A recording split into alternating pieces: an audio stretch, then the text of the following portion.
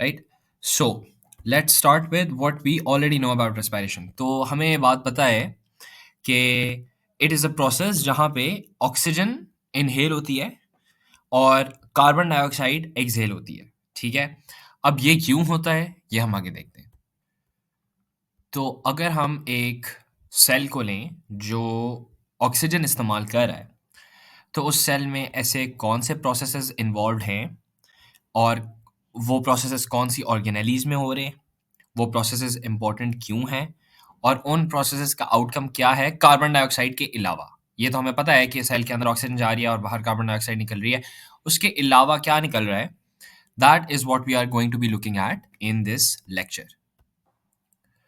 सो अगर हम cellular respiration को थोड़ा चेंज करें and instead of talking in terms of gaseous exchange which is carbon dioxide बाहर निकल रही है, ऑक्सीजन अंदर जा रही है, और हम ये बात करें कि respiration is responsible for energy production and that energy production जो उससे जो एनर्जी प्रोड्यूस होती है that is used to carry out cellular functions efficiently. मतलब बेसिकली आपके जो सारे मेटाबॉलिक फंक्शंस हैं जो आपके लिए ज़रूरी हैं उनको एफिशिएंटली कैरी आउट करने के लिए हमें रेस्पिरेशन की ज़रूरत है, ठीक है?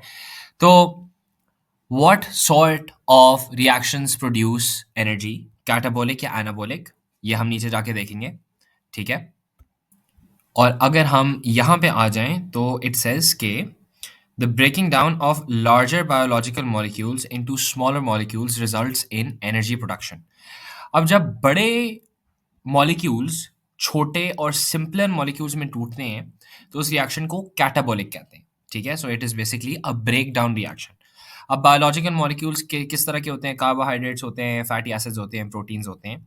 तो लेट्स से अगर हम यहाँ पे कार्बोहाइड्रेट की एग्जांपल लें and we break it down in the presence of oxygen that we are inhaling, तो we get carbon dioxide, we get water and we get energy. अब this itself is a catabolic reaction, ठीक है? And that is essentially how we get energy.